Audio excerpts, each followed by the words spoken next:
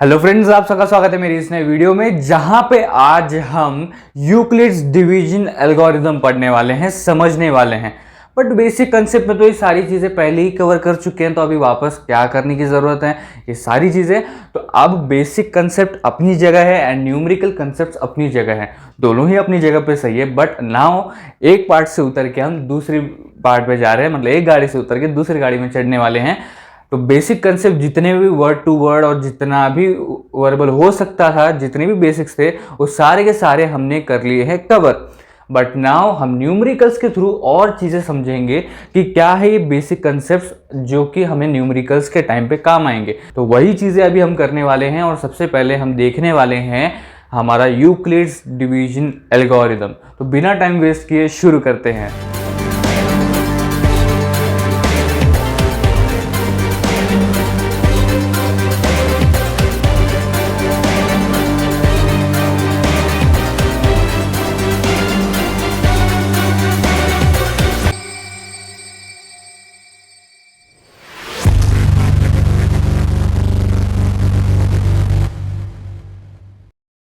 तो Euclid's division algorithm ये एक पार्ट है यूक्लिड्स कंसेप्ट का, ठीक है। मतलब कि जैसे कि हमने बेसिक कंसेप्ट में देखा, देयर आर टू पार्ट्स, एक तो लेमा है एंड एक तो एल्गोरिदम है। लेमा हमको एक स्टेटमेंट बताता है, एल्गोरिदम हमें स्टेप्स बताता है, वो एक प्रोसीजर है। कुछ याद आया? तो अब वो प्रोसीजर क्या है वही हम देखने वाले हैं।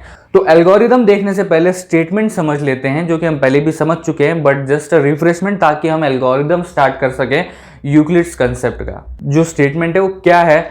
दो पॉजिटिव इंटीजर्स हैं a एंड b, जिसके लिए दो यूनिक इंटीजर्स एग्जिस्ट करते हैं q एंड r, जो कि a = bq + r इस कंडीशन को सेटिस्फाई करते हैं। और आगे की कंडीशन हमको पता ही है। दो पॉजिटिव इंटीजर्स बोले आपको a एंड b, ठीक है। यहां पे सीधा सीधा स्टार्ट करते हैं। देखो, आपको दो पॉजिटिव इंटीजर्स बोले हैं, ये दो पॉजिटिव इंटीजर्स आपको मिले हैं जिसके लिए दो यूनिक इंटीजर्स एग्जिस्ट करते हैं, ओके। तो अब इन दोनों में फर्क क्या है ये सबसे पहले समझते हैं। जब आप न्यूमेरिकल्स कर रहे हैं तो ये आपको पहले से ही दे रखा होगा, ठीक है। ये आपको पहले से ही दे रखा होगा और आपको ये बनाना पड़ेगा, ठीक है। ये आपको प्रोसेस के अंदर बनाना पड़ेगा, प्रोसेस के अंदर आएंगे।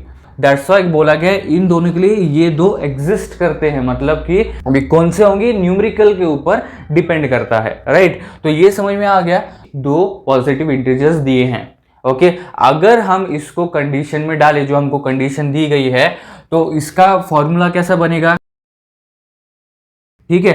अब आप बोलोगे कि ये तो फॉर्मूला ही बन गया, ठीक है, कंडीशन में अप्लाई क्या करना है फिर।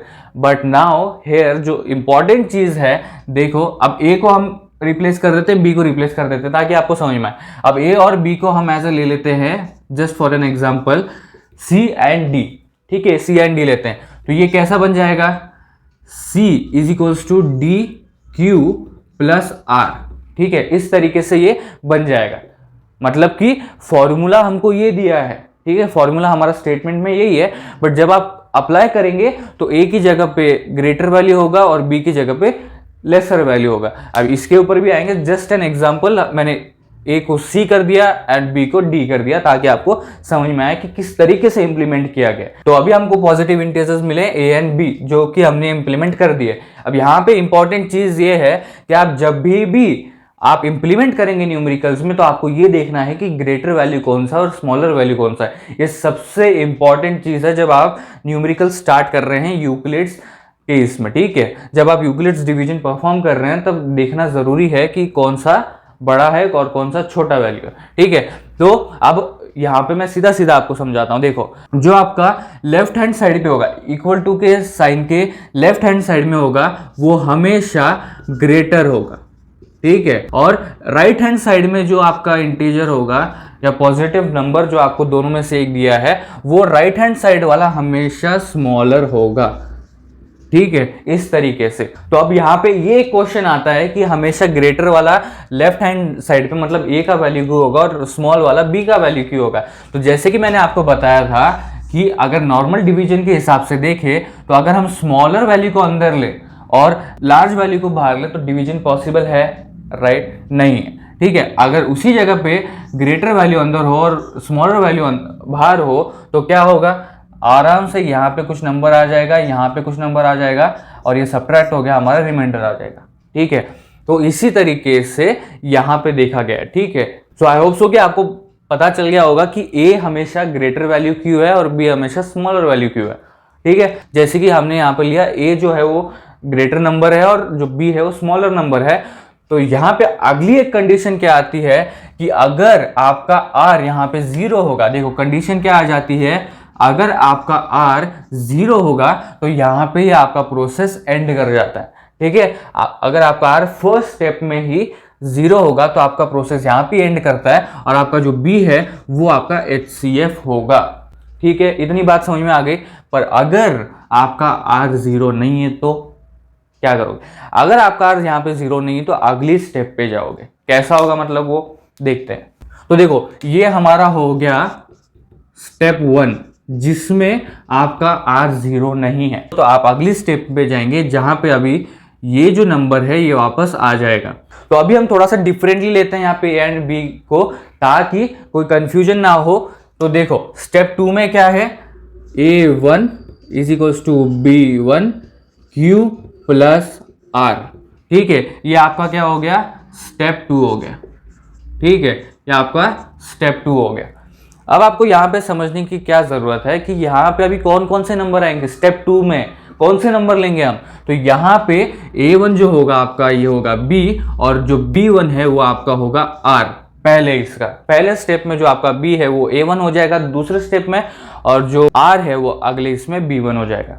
एक्चुअल में ये सिर्फ A is equals to B Q plus R, यही फॉर्मूला हर जगह पे लगना है, but just for understanding A1 and B1 लिया है हमने, राइट। एक्चुअली ऐसा नहीं होगा। आप हमेशा यहाँ पे एक स्टेटमेंट लिखेंगे, वो क्या स्टेटमेंट होगा वो भी मैं आपको बताऊंगा। तो देखो यहाँ पे ये चीज समझ में आ गया आपको, राइट। तो देखो B A1 बन गया, R B1 बन गया। अब यहाँ पे A1 हमने B ही क्यों लिया और B1 हमने R ही क्यों लिया। अब यहाँ पे देखो ये नंबर दिया होगा, ठीक है। अब A से छोटा कौन था, B था, तो वो बाहर आया। अब उसमें से भी सब्ट्रैक्ट होके प्लस में आपका क्या आ रहा है, R आ रहा है, मतलब B से भी छोटा है। जो वैल्यू होगा R का वो B से भी छोटा होगा। मतलब क्या हो गया, यहाँ पे B जो है वो ग्रेटर हो गया देन दी R। ठीक है, वो ग्रेटर हो गया देन दी R। तो इसीलिए A1 की जगह पे B है और B1 की जगह पे R है। अब आपको यहां पे भी चेक करना है कि R का वैल्यू 0 है या नहीं। ठीक है, R का वैल्यू 0 है कि नहीं। अगर R का वैल्यू 0 निकला, ठीक है, R का वैल्यू सब कुछ सब्सट्रैक्ट वगैरह कैलकुलेशंस करके R का वैल्यू अगर 0 हो गया तो आपको आपके स्टेप 2 में HCF मिल गया, जो कि आपका HCF होगा B1। ओके, यहाँ पे ये आपका HCF होगा। अगर ये 0 नहीं निकला, वापस कुछ रिमाइंडर बच गया, तो वापस आप स्टेप 3 पे जाएंगे। ठीक है, ये जो है B1 आपका HCF नहीं होगा, आप वापस अगली स्टेप पे जाएंगे। अभी कितने बार करना पड़ेगा ऐसा, जब तक R 0 नहीं आ जाता। ठीक है, जब तक R इज इक्वल्स टू 0 नहीं आ जाता तब तक आपको HCF नहीं मिलेगा 2 पॉजिटिव इंटीजर्स का। समझ में आया? तो इस तरीके से ये रिपीट होते रहेगा। ठीक है, अब ये सवाल आता है कि ये कितने बार होगा, ऐसा कितने बार स्टेप रिपीट करना होगा, तो वो डिपेंड करता है न्यूमेरिकल के ऊपर। ठीक है, जैसे कि फॉर एग्जांपल अब हम न्यूमेरिकल्स देखने वाले हैं, बट एक शॉर्ट वाला एग्जांपल दे देता हूं मैं आपको। जैसे कि आपको 2 नंबर दिए हैं, 2 positive integers are there 10 and 2। अब यहाँ पे 10 जो है वो 2 से बड़ा है। ओके, तो क्या होगा, यहाँ पे a इज इक्वल टू 10 आ जाएगा और b इज इक्वल टू 2 आ जाएगा। फॉर्मूला के हिसाब से a is equal to b q plus r, तो अभी यहाँ पे q का वैल्यू आएगा और r का वैल्यू आएगा, जो कि मैं बोला था कि प्रोसेस के दौरान बनेगा, और ये a एंड b पहले से देके रखे हैं।